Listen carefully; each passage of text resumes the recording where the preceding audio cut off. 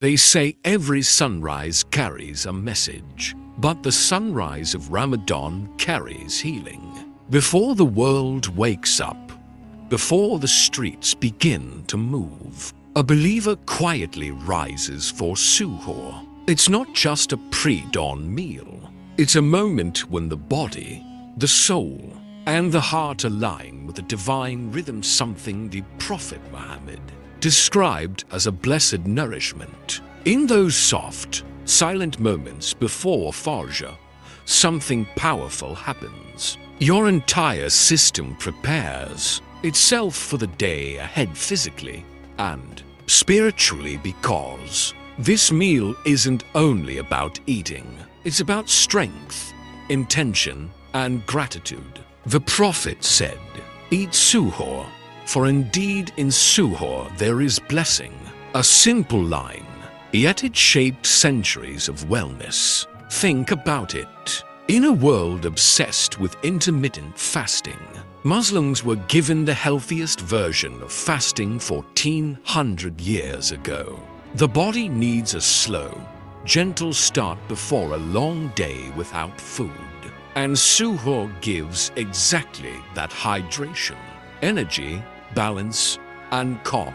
And when that meal is eaten with awareness, with the remembrance of God, with the knowledge that this food is meant to carry you through the next 14 to 16 hours, something shifts inside you. You stop eating out of habit. You start eating with wisdom. Prophet Muhammad taught this wisdom effortlessly through simple actions. He would choose light, wholesome foods, dates, water, barley bread, honey, milk, foods that energized without overwhelming the body. He taught his companions to avoid overeating, to stay hydrated, to choose natural nourishment that the body could digest easily. Modern science calls it nutritional optimization. Islam simply called it Sunnah. And as the believer steps into daylight after Suhoor, something remarkable happens. The body switches into healing mode. Cells begin repairing. Digestion rests. Hormones reset. Inflammation lowers. The mind becomes clearer. This isn't coincidence. This is divine design. Ramadan fasting isn't starvation. It's structured healing, guided by the messenger, the secret rhythm of the body. There's a hidden rhythm inside every human being, an internal clock, designed with precision and mercy. Most people live their entire lives without ever syncing with it. But Ramadan brings you back into harmony with that rhythm in the most beautiful way. And the shift begins right after Suhoor, as the first light appears and the fast officially begins. The body enters a state that modern doctors call metabolic balance, but long before science gave it a name, the Prophet Muhammad taught a lifestyle that perfectly supported it. He encouraged a Suhoor that was light yet steady, hydrating but not excessive, energizing but not heavy. Why? Because the body doesn't need pressure at dawn. It needs alignment. For the next several hours, something incredible unfolds inside you. Your insulin stabilizes. Your digestive system goes into rest mode. Your cells begin a gentle internal cleansing. Your mind sharpens. Your senses heighten. And your spiritual awareness rises, because hunger humbles and humility purifies. Every part of this process reflects a principle the Prophet consistently taught. Balance is the gateway to health. He warned against overeating. He recommended moderation even in blessings. He emphasized that the stomach should never be filled completely. 1/3 for food, 1/3 for water, and 1/3 for breath. This wasn't just spiritual wisdom. It was a blueprint for physical wellness. And during the fasting hours, this balance becomes visible. Your heart rate steadies. Your body starts using stored energy in intelligent patterns. The system detoxifies on its own. Inflammation begins to fall like dust settling after a storm. You feel lighter, not because you have eaten less, but because your body is functioning exactly as it was designed to. But here's the real magic. Ramadan fasting doesn't weaken you. It makes you adaptive. By noon, the body has already recalibrated. By afternoon, your discipline becomes your strength. By evening, your patience becomes your fuel. And when the sun begins to set, the body prepares itself for another moment of prophetic wisdom. A moment we'll enter deeply in the next part. Because Suhoor sets the rhythm, but Iftar completes the harmony. The sunset of mercy. As the sun begins its slow descent, and the sky turns gold, something shifts inside every fasting believer. It's not just hunger anymore. It's a quiet anticipation, a sacred countdown, a moment the Prophet Muhammad described as one of the most blessed times for a believer. This is the time of Iftar, the moment when mercy meets discipline, when patience meets reward, when the body meets relief. But Iftar, according to the teachings of the Prophet, is far more than a meal. It is an act of healing, both physical and spiritual. The Prophet said, the fasting person has two joys, one at the time of breaking the fast, and one when he meets his Lord. That first joy isn't just emotional, it's biological. As Maghrib approaches, your body enters a state of heightened sensitivity. Your senses sharpen. Your system prepares for nourishment. Your cells become ready to absorb nutrients efficiently. This is why the Prophet instructed to break the fast immediately, not delay it unnecessarily. His iftar was simple, natural, and perfectly aligned with human physiology. He would break his fast with fresh dates, or dry dates, or simply water when nothing else was available. And here's what modern science now confirms. Dates provide instant glucose without shocking the system.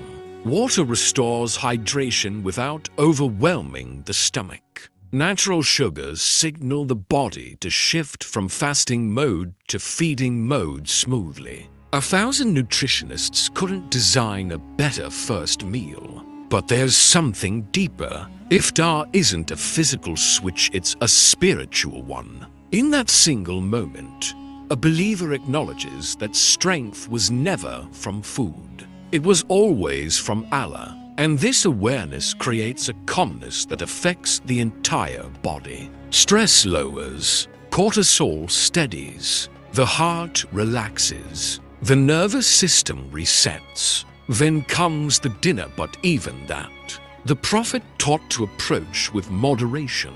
Iftar was never meant to be an explosion of overeating. It was meant to be a gentle welcome back into nourishment. The stomach, empty all day, isn't ready for chaos. It needs kindness. It needs wisdom. It needs the prophetic balance that makes Ramadan healing instead of draining. The prophetic way of eating. When a fasting person finally sits for iftar, the hunger is real, the desire is strong, and the table often looks overwhelmingly full. But this is exactly where the wisdom of the Prophet Muhammad becomes a guiding light, because he didn't just teach what to eat, he taught how to eat. And this how is what transforms the entire Ramadan experience. The Prophet lived in a time without dietitians, nutritionists, or wellness coaches. Yet the way he ate contains principles that top health experts today emphasize again and again.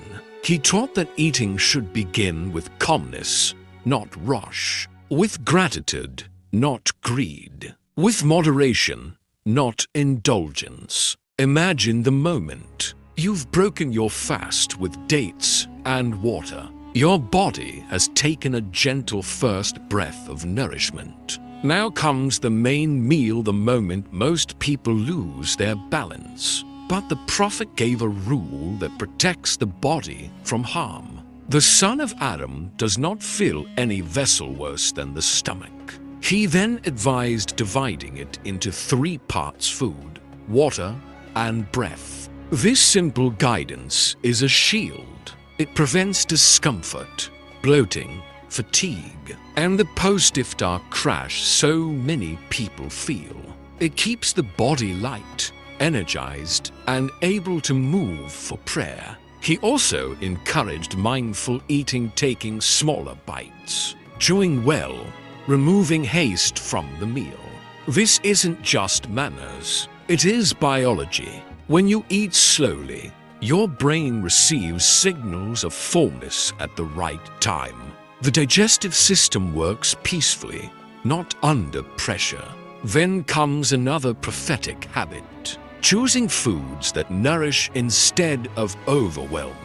His meals often included barley bread, dates, water, soup-like dishes, milk, olive oil, simple roasted meats, fruits like melon or grapes. These foods don't shock the system after a long fast. They replenish, hydrate, and stabilize. But perhaps the most beautiful teaching is this: the Prophet never criticized food. If he liked it, he ate it. If not, he simply didn't. This created a mindset of gratitude, not entitlement, something that directly affects emotional and mental health. Gratitude relaxes the heart. A relaxed heart supports a healthy body. A night that repairs you. After iftar, when the rush settles and the body begins to breathe again, something extraordinary starts happening inside you. It's quiet, invisible, and powerful, yet most people never realize how deeply this moment contributes to their healing. This is the post-iftar phase, a time that the Prophet Muhammad honored with balance, discipline, and worship. And because of that harmony, his nights became a blueprint for physical recovery and spiritual elevation. Once the Prophet broke his fast with dates and water, he didn't fall into heavy eating or long idle conversations. Instead, he prepared for Maghrib, for gratitude, and for calmness. This calmness is not just spiritual, it has biological effects. When you pray after iftar, your body responds instantly. Your blood flow improves. Your digestion activates smoothly. Your muscles relax. Your heart rate evens out. The Prophet didn't tell us to pray after eating for no reason. The movement of prayer actually supports the digestive system, making the entire iftar experience healthier and lighter. After Maghrib comes the moment the body has been waiting for all day: proper nourishment. This is when a complete meal is taken, but the prophetic approach keeps it gentle, controlled, and wise. A balanced post-iftar meal includes protein for strength, natural carbs for energy, healthy fats for satiety, water-rich foods for hydration. This kind of eating keeps the stomach satisfied without overwhelming it. And because the Prophet advised avoiding excessive eating, this meal becomes a tool of healing, not harm. But what truly sets this night apart is what happens next. Tarawih, standing in prayer, bowing, prostrating. These movements aren't just spiritual acts. Modern science shows they help regulate blood pressure, improve flexibility, reduce stress hormones, and enhance metabolism. The Prophet said that fasting and prayer together cleanse the body and soul. And today, doctors confirm that light. Physical movement after a meal drastically improves digestion and prevents fatigue. Then comes the quietest, most healing part of the night rest. The Prophet slept with intention, not laziness. His sleep was structured, peaceful, and restorative. This kind of sleep repairs the body at a deep level, boosting immune function, balancing hormones, and strengthening memory. By the time the night ends, the believer is renewed spiritually from worship, physically from healing, mentally from rest. The hidden strength of an empty stomach. There is a unique kind of strength that only a fasting person experiences. A strength that doesn't come from muscles, calories, or energy drinks, but from clarity, discipline, and the divine design of the human body. When the stomach stays empty for hours, something remarkable begins to happen inside you. It's not weakness, it's not deprivation, it's activation. And this is exactly why the Prophet Muhammad taught us that fasting is a shield, a protection for the body, the heart, and the mind. Modern science now calls it autophagy, but long before scientists discovered this, the Prophet guided believers into a lifestyle that naturally triggered the body's deepest healing systems. Autophagy is the process where your cells begin to clean themselves. They remove damaged parts, repair weak areas, and recycle old components into fresh, healthy ones. And guess what activates it at the highest level? Fasting. By midday in Ramadan, your body is already shifting gears. Damaged cells are being repaired. Toxins are being cleared out. Inflammation is decreasing. Energy systems are becoming sharper and more efficient. This is why many fasting believers, despite not eating for hours, feel mentally clearer, spiritually awake, and physically lighter. It's not magic, it's mercy. The Prophet once said, "The strong person is not the one who overcomes others by force, but the one who controls himself." Fasting teaches this strength every single day, because when the stomach is empty, the heart becomes full of patience, full of awareness, full of self-control. And those emotions affect the entire body. Stress levels fall. Anxiety reduces. The mind becomes calmer. Emotional resilience increases. Even the nervous system changes its tone, shifting from fight or flight to a peaceful,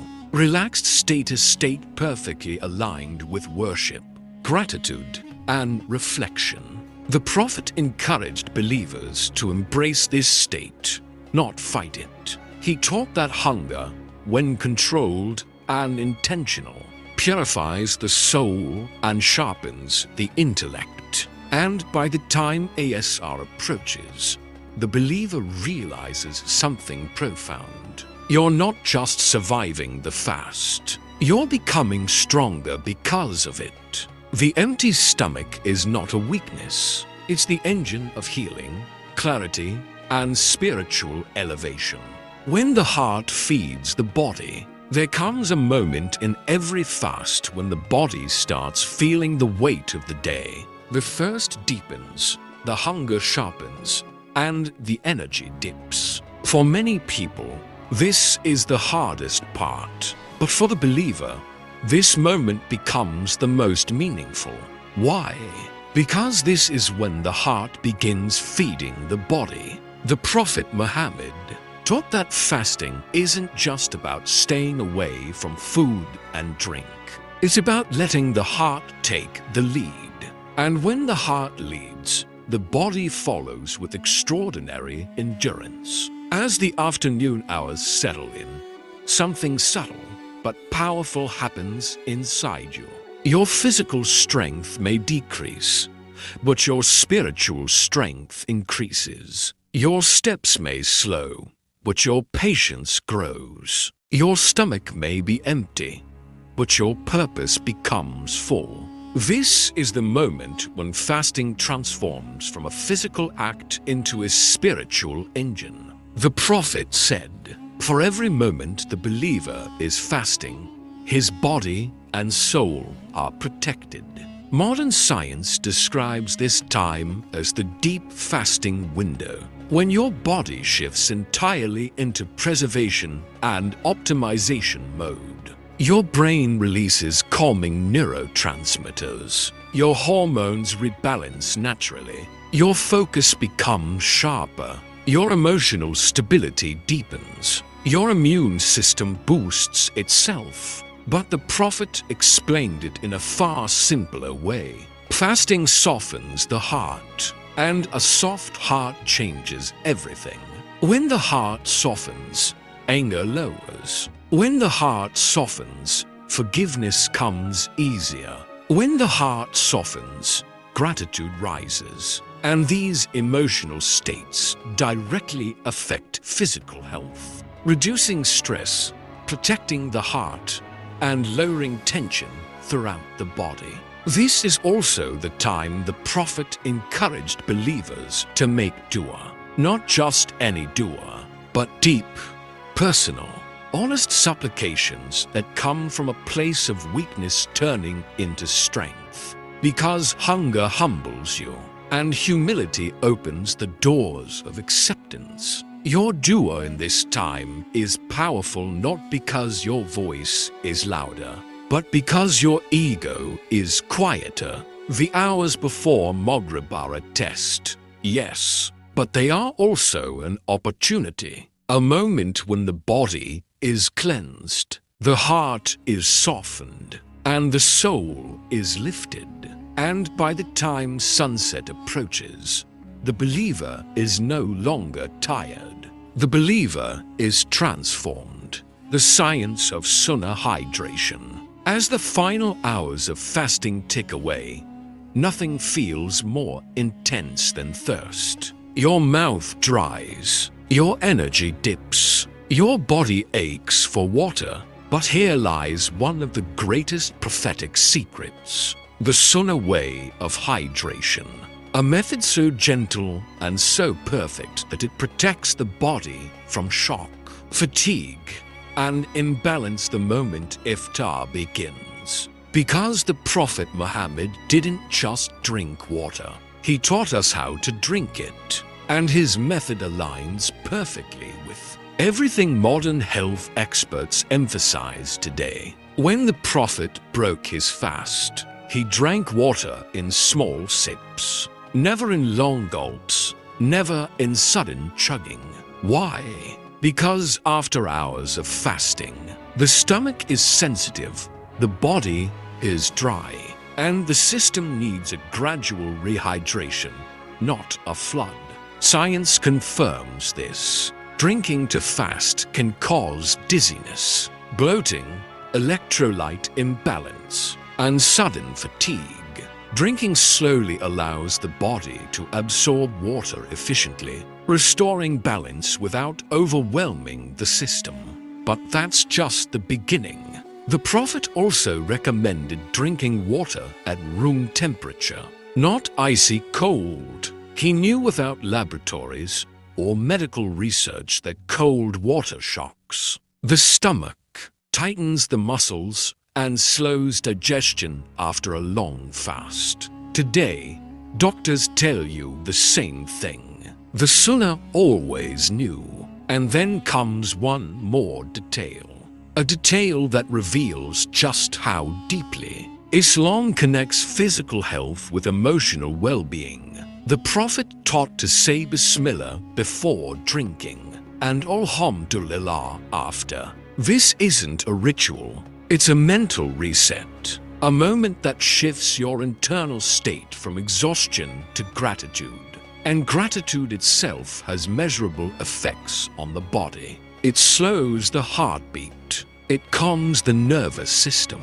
It stabilizes hormones. It increases emotional resilience. Even hydration becomes healing when done with awareness. After water, the Prophet would often drink milk, a natural source of hydration, electrolytes, and gentle nourishment, exactly what a fasting body needs. Everything about prophetic hydration is a masterpiece. Slow sips, natural temperature, gratitude, balance. And here's the most beautiful part. This method doesn't just quench thirst. It prevents nighttime fatigue, improves Taraweeh energy, and prepares the body for the next day's fast. The power of prophetic portions. There is a moment after iftar when the stomach feels warm, the thirst fades, and the body finally begins to relax.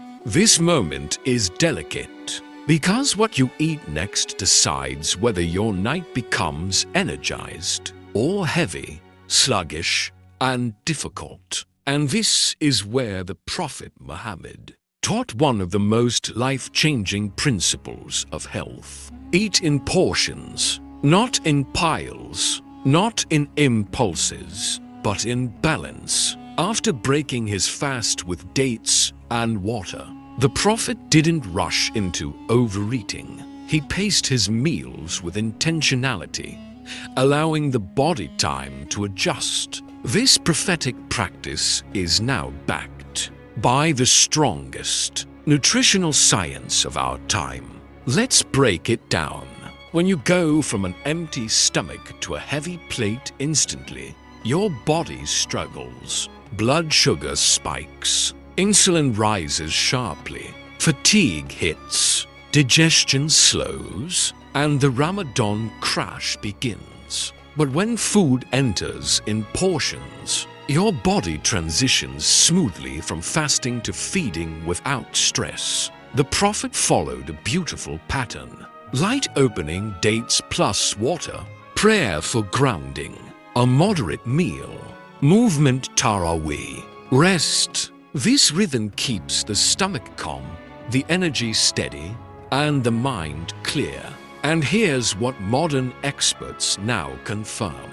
Portion-controlled meals improve digestion, stabilize hormones, reduce inflammation, and extend the healing effects of fasting throughout the night. The Prophet also emphasized something incredibly important. Stop eating before you feel full. Why? Because fullness is a delayed signal.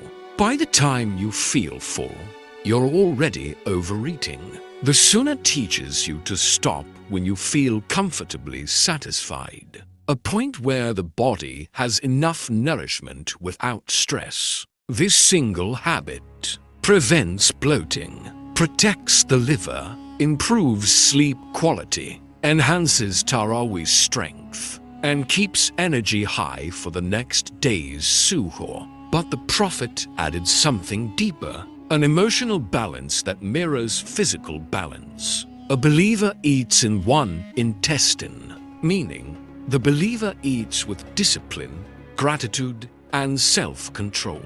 Not greed, not indulgence, not mindless consumption. When the heart is content, the stomach follows. The healing flow of Taraweeh after iftar settles gently into the stomach and the body regains calm. The night of Ramadan opens its most beautiful door, a door the Prophet Muhammad walked through with devotion, discipline, and unmatched serenity. This door is Taraweeh. Most people think Taraweeh is simply extra prayer, but in reality, it is a healing flow, a perfect blend of physical movement, emotional release, and spiritual elevation that completes the Suhoor Iftar cycle in ways science is only just beginning to understand. Let's step into that night. Your stomach is no longer empty. but it is not overloaded either thanks to prophetic portions. Your body feels steady, hydrated, and balanced. This is the perfect moment for the kind of movement the Prophet embodied in prayer. When you stand in Taraweeh, something remarkable happens inside you. Blood circulation improves throughout the body. Your muscles stretch and warm, reducing stiffness. Your spine aligns and decompresses. Your digestion accelerates naturally. Your brain enters a calm, focused state. This isn't accidental. This is divine design. The Prophet prayed with calm pacing, steady breath, and mindful movement. A rhythm that allows the body to process food gently while the heart rises in worship. Modern physiology confirms this. Light physical activity after dinner prevents acid reflux, indigestion, heaviness, and sleepiness. Taraweeh is exactly that movement with purpose. But the healing of Taraweeh is not only physical. There is emotional therapy hidden in every takbir, every bow, every prostration. Sujud prostration is where the believer lets go. Stress drains, worry fades, the heart quiets. The Prophet said that the closest a servant comes to Allah is in prostration. And this closeness has a tangible effect on the body. Cortisol drops, the nervous system relaxes, breathing deepens, emotional stability increases. Taraweeh takes the intensity of the day and releases it, breath by breath, movement by movement. This is why those who pray Taraweeh regularly feel lighter, not just spiritually, but physically and mentally. It completes the cycle that Suhoor begins. It stabilizes what Iftar recharges. It prepares the body for restful sleep and a healthy next day. The night reset, sleep the Sunnah way. Once the last Rakah of Taraweeh ends and the night becomes quiet again, a new form of healing begins. A form the Prophet Muhammad perfected with wisdom long before sleep science even existed. This is the Sunnah of night reset, a pattern of rest designed to repair the body, clear the mind, and strengthen the heart. Because in Ramadan, sleep isn't just sleep. It's part of the spiritual and physical system that Suhoor and Iftar activate. Let's walk through it. After Taraweeh, the body reaches a state of balance. Digestion is steady. Blood circulation is smooth. Stress levels are low. And the mind is calm from recitation and worship. This is the ideal moment for restorative sleep, the kind that heals deeply. The Prophet practiced a sleep routine that modern doctors now recommend. 1. Sleeping early. He didn't waste long hours in idle late-night activities. An early sleep gives the body access to the deepest, most healing stages of rest. Stages where the brain detoxifies, the hormones stabilize, and the immune system strengthens. 2. Sleeping on the right side. Science now shows this position supports better digestion, improved breathing, and reduced heart strain. The Prophet taught this 1400 years ago with perfect accuracy. 3. Avoiding a heavy stomach before sleep. He never stuffed himself at night. A light, balanced iftar makes sleep calmer, deeper, and more restoring. 4. Sleeping with a clean heart. This is the prophetic secret most people ignore. He encouraged forgiveness, calmness, and letting go of grudges before sleeping. And modern psychology now proves a peaceful emotional state before sleep dramatically improves rest quality. In Ramadan, this Sunnah-based sleep becomes even more important. Why? Because the next day's fast depends on the strength of tonight's recovery. As the believer sleeps, the body works silently, repairing tissues, balancing blood sugar, stabilizing hormones, strengthening the memory, and preparing for the next suhoor. The Prophet said that the believer's sleep is worship when their intention is pure and their heart is at peace. And this transforms even rest into a spiritual act. Ramadan doesn't only heal you while you're awake, it heals you while you sleep. The morning of purification. As the night fades and the softness of dawn begins to rise, the believer enters one of the most powerful phases of the Ramadan cycle, a phase the Prophet Muhammad cherished deeply, valued immensely, and described as a moment of divine blessing. This is the early morning of Ramadan, a time when the body is resetting from sleep, the heart is calm, and the soul is ready for renewal. Before Suhoor even begins, something remarkable happens inside the fasting body. Hormones that regulate hunger and stress begin balancing themselves. The digestive system finishes its overnight repair. The liver clears toxins more effectively. The brain becomes sharper and more alert. And the immune system resets for the new day's fast. It's a biological sunrise, and the Prophet aligned his routine perfectly with it. He embraced the early morning hours as a time of clarity, remembrance, and stillness. This is why he encouraged waking up for tahajjud, for reflection, and for quiet moments of connection with Allah. Modern science now confirms that early morning solitude reduces anxiety, sharpens focus, and enhances emotional resilience. But the Prophet taught something even more profound. Barakah lives in the early morning. This blessing isn't just spiritual. It affects your health, energy, and productivity. When the believer wakes early, the metabolism activates in a healthy rhythm. The mind prepares for suhoor calmly, and the body avoids the shock of sudden waking right before fajr. Then comes one of the greatest prophetic practices of all time, preparing for suhoor with intention. The Prophet said, "Take suhoor, for in suhoor there is blessing." This blessing begins before the food even touches your tongue. It begins with the mindset, waking gently, washing the face, breathing in the coolness of the early air, and allowing the body to transition from sleep to nourishment without rush or chaos. This gentle transition protects the heart, regulates the nervous system, and prepares the stomach for the food it will receive. In this early morning state, the believer is at their most balanced, spiritually open, physically steady, mentally fresh, emotionally quiet. It becomes the perfect foundation for the day's fast. This is why the prophetic routine is so powerful.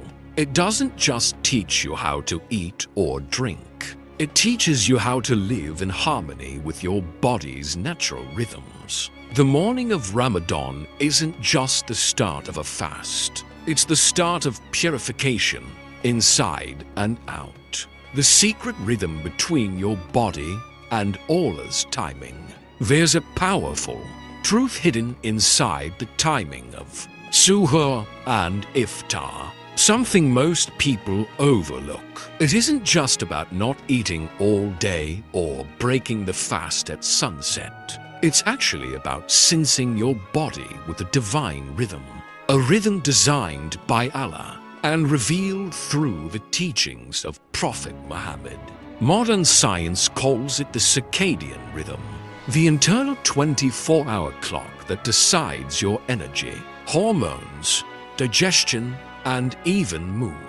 But 1400 years before anyone discovered it, the messenger of Allah, taught a lifestyle perfectly aligned with this natural cycle. At Suhoor, he encouraged eating right before Fajr, not 3 hours earlier. Why? Because close to dawn eating releases a gentle hormonal wave that protects your muscles, stabilizes your blood sugar, and prepares your body for the day. When the Prophet said, "Take Suhoor, for there is blessing in it," it wasn't just spiritual blessing, it was physical resilience. Your body wakes up slowly in the early morning. A little nourishment at Suhoor tells it. It's time to rise. It's time to build strength. Then comes Iftar exactly at sunset. Not late, not after lying down. This isn't random timing. It's the moment your metabolism begins switching gears. The moment your body is ready to receive energy again. And the Prophet didn't just tell us when to eat, he told us how. He broke his fast with dates and water first. Dates deliver instant glucose in the cleanest, fastest way. Water hydrates your organs that have been working silently all day.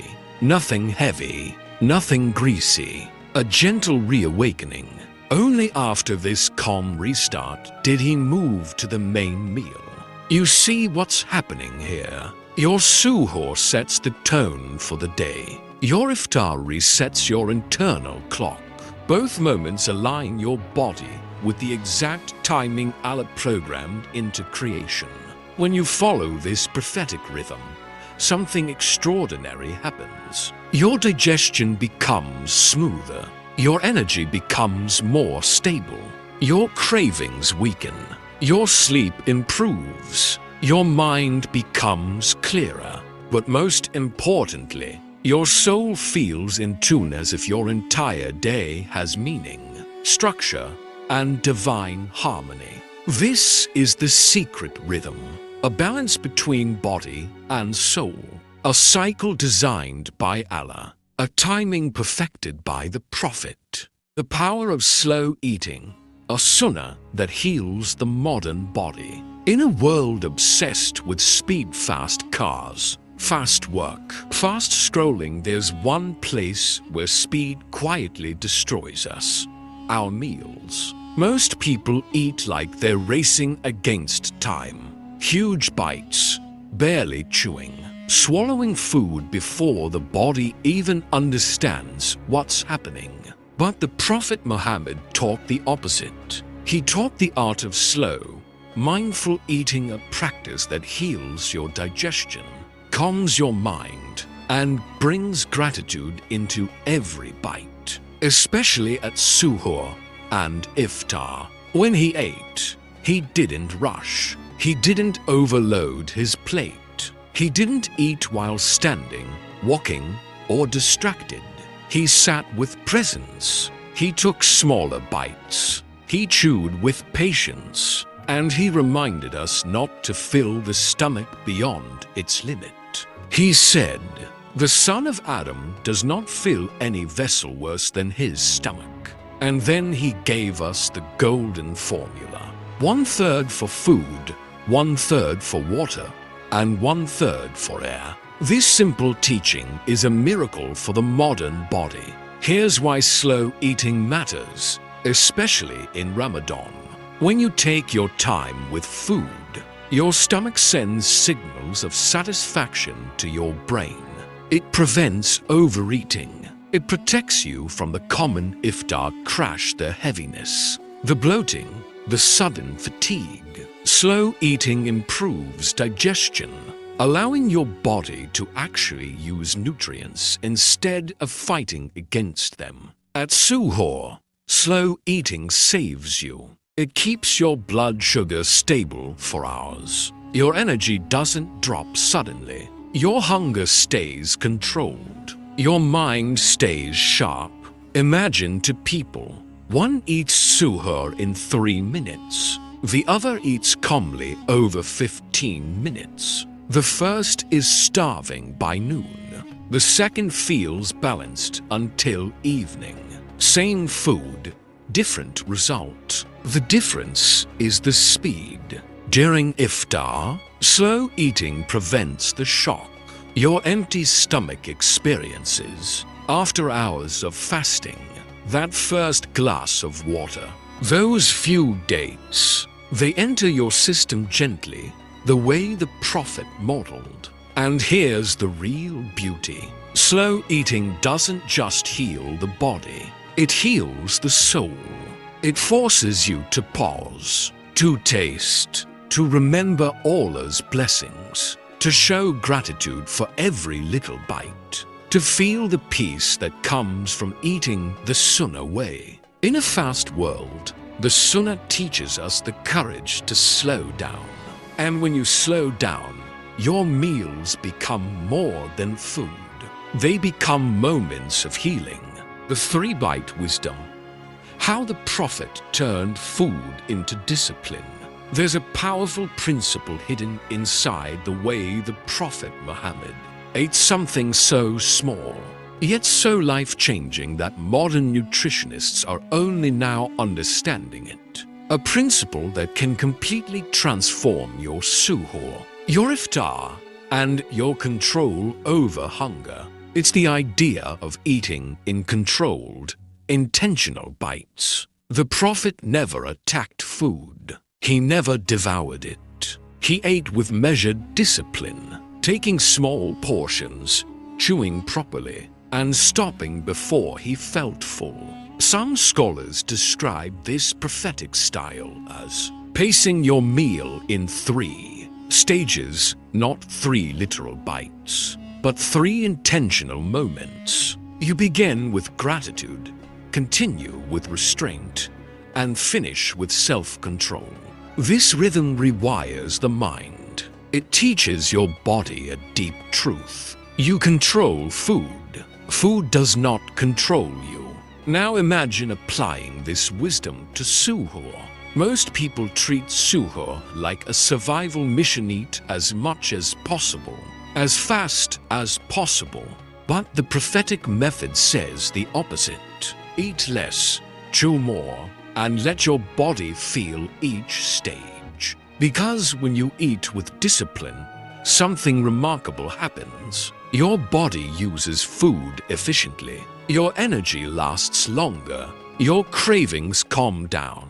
Your hunger becomes manageable. This is why those who follow Sunnah eating often feel lighter, stronger, and more focused throughout the entire fasting day. Then comes iftar, the moment everyone has been waiting for. If you break your fast with restraint, not desperation, your digestion responds beautifully. Your stomach doesn't panic. Your blood sugar doesn't spike. Your mind doesn't fog.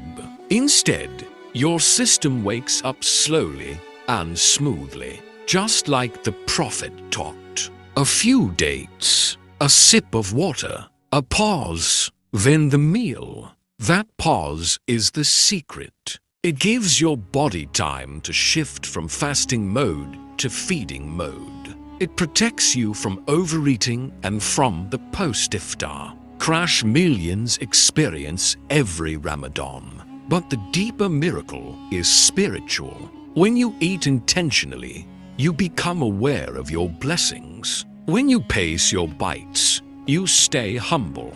When you stop before fullness, you train your nafs. And when you practice restraint, you build the same discipline that carries into prayer, worship, work, and life. The Prophet showed us that food is not just fuel. It is a classroom, a place to learn patience, gratitude, and self-mastery. And for those who follow this 3-stage wisdom, food becomes more than nourishment. It becomes a pathway to character, the hidden barakah in simple foods. Why the Prophet ate what he ate. When you look at suhoor and iftar around the world today, you'll see tables loaded with heavy foods, oily dishes, sugary drinks. and plates so full they look like a celebration instead of a moment of worship. But the Prophet Muhammad chose something very different. He chose simplicity. He preferred foods that were light, natural, and pure foods that didn't just fill the stomach, but elevated the body and nourished the soul. And here's the remarkable part. Modern nutrition now confirms that the foods he ate are some of the healthiest on earth. Let's start with dates. The very first thing he used to break his fast with. Dates are a perfect iftar food, quick energy, natural sugar, fiber, potassium, and hydration support. They stabilize your blood sugar gently, unlike modern sweets that cause a spike and crash. One small fruit, immense wisdom. Then there's water, not juice, not soda, not syrups, just clean, pure water. The Prophet understood what doctors preach today after long hours of fasting. Your body needs hydration more than anything else. Water wakes up your organs, cools the body, and prepares your stomach to receive food safely. He also loved barley, which is now known for its slow-digesting carbohydrates. It keeps you full longer and provides a steady release of energy, perfect for suhoor. And don't forget milk, which he often praised. Today we know why. It has protein, healthy fats, natural minerals, and digestive-friendly nutrients that keep your body strong during fasting. But here's the real beauty. The Prophet never filled his plate with too many items at once. He didn't mix a dozen foods in one meal. He chose a simple combination that made digestion smoother and prevented heaviness. Because food was never meant to be entertainment, it was meant to be nourishment. In Ramadan, simplicity is not a downgrade. It is a return to balance. When you go back to basic foods during Suhoor and Iftar, your stomach becomes lighter, your prayers become deeper, your sleep becomes better, and your mind becomes sharper. Your body becomes calmer, your heart becomes softer. Simplicity protects you from overeating. Simplicity protects you from sickness. Simplicity protects you from arrogance. And this is where the hidden Barakah lives. When you remove excess, Allah places blessing in the little. When you choose simple foods, Allah places strength in the small. When you eat like the Prophet, Allah places light in your body. This is not just food. It is a pathway back to purity. The Sunnah plate, how portion size shapes your heart and health. If you look at the modern world, you'll notice something striking. Plates are getting bigger, portions are getting heavier, and people are getting sicker. But 1400 years ago, the Prophet Muhammad taught a principle that solves one of the biggest health problems of our time: portion control. He didn't eat until food was overflowing. He didn't widen the plate. He didn't stack dishes like a buffet. He kept meals balanced, intentional, and moderate. And this moderation is what we call today the Sunnah plate, a simple meal, properly portioned, spiritually aligned, and physically healing. When the Prophet said, "A few morsels are enough to keep the back straight," he wasn't promoting starvation. He was teaching wisdom. Your stomach is not designed to be a storage tank. It's designed to be a passage something food moves through, not something you fill until it suffocates. So imagine this during Ramadan. At Suhoor, when you portion your plate the Sunnah way, your body gets exactly what it needs, no more, no less. You stay full longer because your digestion isn't overwhelmed. Your energy becomes steady because your stomach isn't weighed down. You pray Fajr with focus. You move through the day with clarity. At iftar, portion control becomes even more important. After a long fast, your stomach is sensitive. If you overload it, you feel heavy, sleepy, or sick. But if you follow the Sunnah plate dates, water, a light meal first, your system reactivates gently. Your metabolism speeds up, not slows down. Your mind stays sharp for Maghrib and Taraweeh. But here's the deeper lesson. Portion control is not just physical discipline. It is spiritual discipline. When you eat less, you learn gratitude. When you stop before fullness, you defeat your nafs. When you withdraw from excess, your heart becomes humble. Because overeating is not just a health issue. It is a spiritual distraction. A full stomach makes the heart heavy. A heavy heart makes worship harder.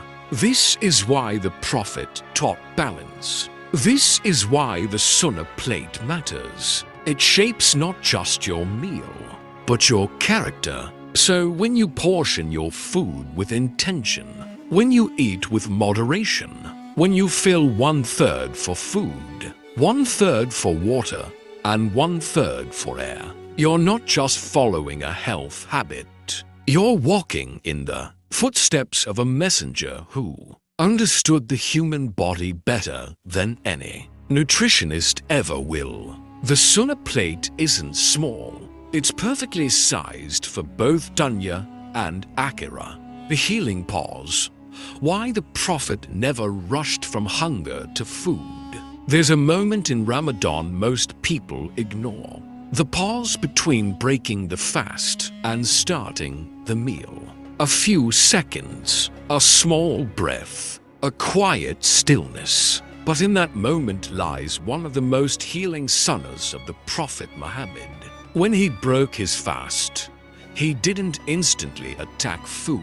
He didn't flood the stomach with plates of meat, bread, or heavy dishes. He began with dates, then water, then he paused. This small pause is more than manners. It is biology, psychology, and spirituality working in harmony. Modern science explains it clearly. After fasting for hours, your body is vulnerable.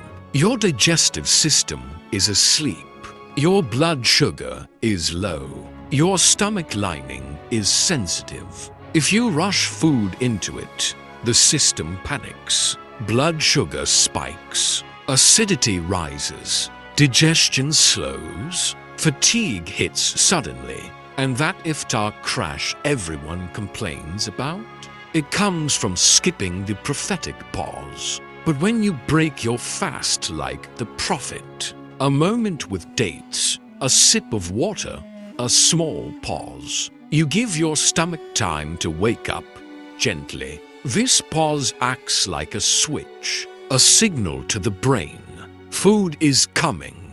Prepare the body. Your digestive enzymes activate. Your stomach muscles relax. Your brain starts stabilizing hunger signals. Your entire system shifts from fasting mode to feeding mode safely. At Suhoor, this pause matters too. Eating calmly without panic, without rushing helps your body absorb nutrients more effectively. It keeps you full longer. It prevents the morning spike and crash cycle most people experience. It protects your stomach from unnecessary stress during the long day ahead. But here's the deeper, more beautiful truth. The pause protects your heart. It teaches patience. It teaches gratitude. It teaches that fasting is not broken by desperation, but by dignity. The Prophet showed us that even at the moment of hunger, you stay composed. You remember Allah. You breathe. You honor the blessing before you consume it. This pause turns iftar into worship. It turns suhoor into mindfulness. It turns hunger into humility. And it transforms your relationship with food because it reminds you, food is not your master. Hunger is not your enemy. Discipline is not your burden. It is your power. When you pause, you don't just protect your stomach, you elevate your soul. This is the healing pause, a small sunnah with a massive impact. The night reset. How your sleep completes the sunnah of Suhoor and Iftar. Most people think Suhoor and Iftar are only about food, but there's a missing pillar, one that quietly decides how your body reacts to fasting, how your energy stays stable, and how your spiritual state feels throughout Ramadan. That pillar is sleep. The Prophet Muhammad lived with a rhythm that perfectly balanced eating, worship, and rest. And today, science confirms what he practiced 1400 years ago. Your sleep cycle controls your hunger, your hormones, your digestion, and your emotional strength. This is why the sunnah, lifestyle surrounding Suhoor and Iftar is incomplete without understanding the night reset. Let's start with Iftar. When the Prophet broke his fast, he ate lightly. He didn't overload his stomach with heavy, spicy, oily dishes. Why? Because the lighter your Iftar, the better your sleep. A heavy meal forces your body to work all night, digesting food instead of repairing your cells and restoring your energy. If your Iftar is Sunnah-style dates, water, simple foods, your sleep becomes deeper, calmer, and more healing. After Iftar, he prayed, he walked, he moved his body. He didn't collapse on the floor. He didn't sleep immediately. This gentle activity prevents bloating, improves digestion, and prepares your body for restful sleep. Then comes Suhoor. The Prophet encouraged eating Suhoor close to Fajr, not in the middle of the night. Why does this matter? Because when you wake up for Suhoor at the correct time, your sleep becomes aligned with your circadian rhythm, the natural 24-hour clock Allah built into your body. Sleep a little, wake for Suhoor, eat peacefully, pray Fajr, and then rest again if needed. This pattern stabilizes your hormones, protects your metabolism, and gives your brain the fuel it needs for the entire day of fasting. But here's the deeper miracle. Good sleep makes you spiritually stronger. When the Prophet napped lightly during the day, it wasn't laziness, it was strategic. This sunnah nap, the Kalala, actually lowers stress, sharpens focus, boosts memory, and strengthens your willpower to resist cravings. It resets your body for better worship at night. When your sleep follows the prophetic rhythm, your hunger becomes manageable. Your body handles fasting easily. Your mood stays stable. Your worship becomes consistent. Your heart feels calm. This is why sleep is not a side detail. It is the quiet engine behind successful fasting. Follow the prophetic night reset, and you don't just survive Ramadan, you thrive in it.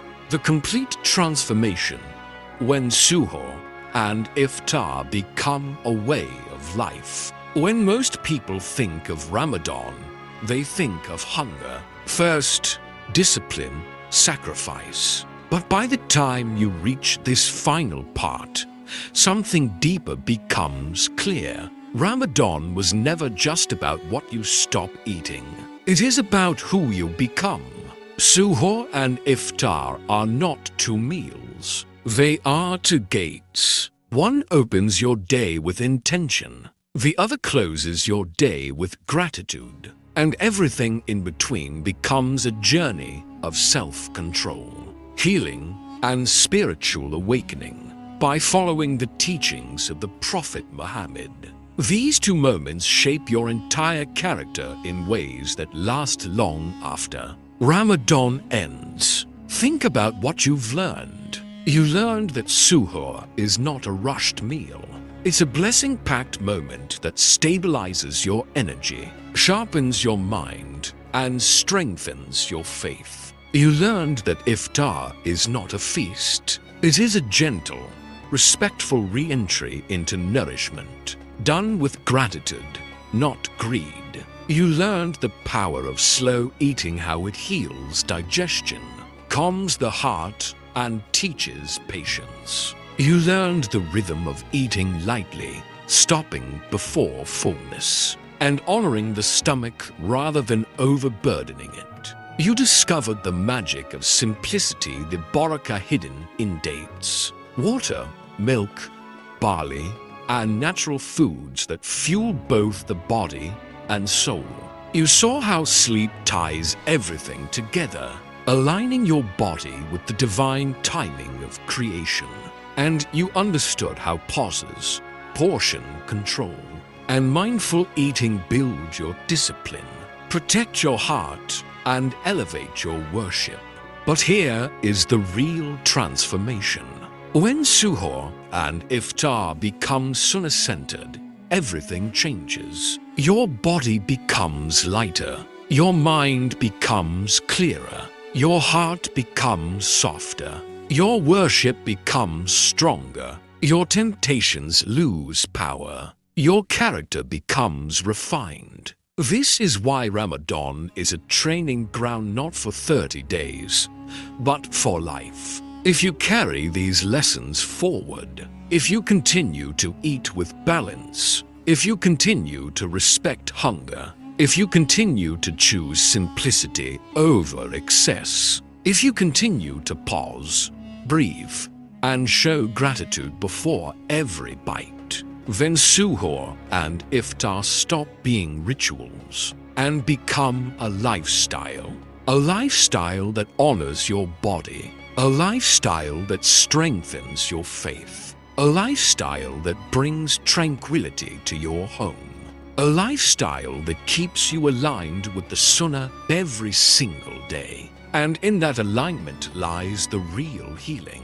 Because when you live the way the Prophet taught, you don't just improve your health, you elevate your soul. This is the complete transformation. This is the power of Suhoor and Iftar.